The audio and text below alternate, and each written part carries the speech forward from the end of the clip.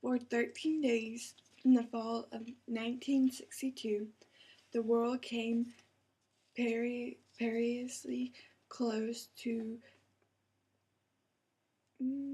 global thermonuclear war. 1962 was the height of the Cold War between the United States and the former Union of Soviet Socialist Republics.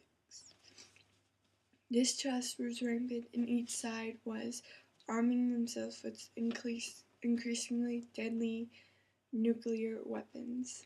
At its worst, each side possessed air essentials capable of destroying the world many times over. Alliances were made with other nations in strategic locations, which allowed placement of these deadly weapons to allow quicker surprise missile strike. In October of 1959, the United States placed 15 Jupiter missiles in Turkey.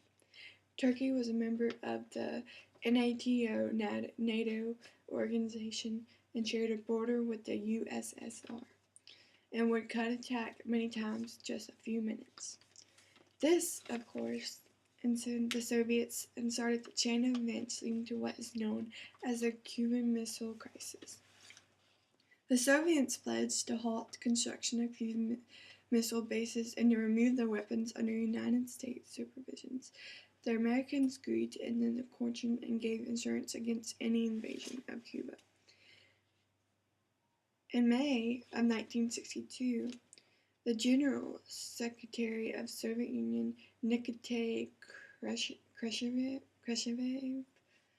proposed to the Cuban dictator Fidel Castro that strategic nuclear weapons be placed on Cuban to encounter the missiles placed in Turkey and to prevent any invasion attempt by the United States. Castro agreed, and in July of that year, construction began on several missile launch facilities. On October 14 of 1962, the intelligence agencies of the United States deployed the U-2 spy planes to observe activities on Cuba. They took photos of the missile sites as well as missiles being assembled on the ground. President Kennedy's advisors suggested a full-scale attack on the island of Cuba, but the president decided on a naval-military blockade to prevent further Soviet weapons from reaching the island. President Kennedy demanded the Soviets dismantle and remove all strategic weapons from the island.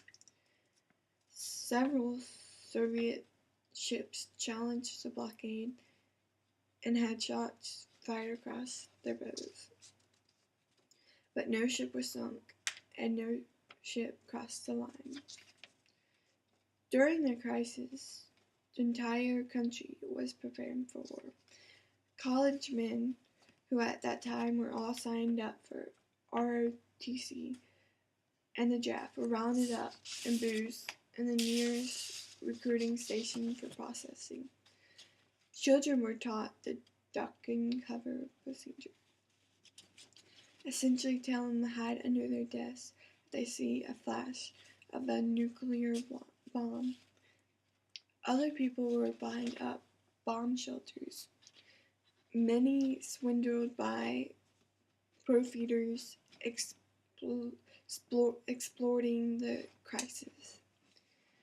The crisis ended on October 28th when the Soviet leader acceded to the demands of the president. However, secretly, the president agreed to remove the Jupiter missiles from Turkey. The crisis showed a clear need for easy communications between the two superpowers, so a direct line was installed from the White House and the Kremlin and Moscow. It has been depicted in several movies as the Red Phone. Another result of the crisis was first mention of the tactic mutually assured destruction, or MID. MID is the belief that if we have nuclear weapons capable of destroying the world and the Soviets have the same, then a Bayesian balance would exist and neither side could win, so no one would dare to attack. MID is still used today.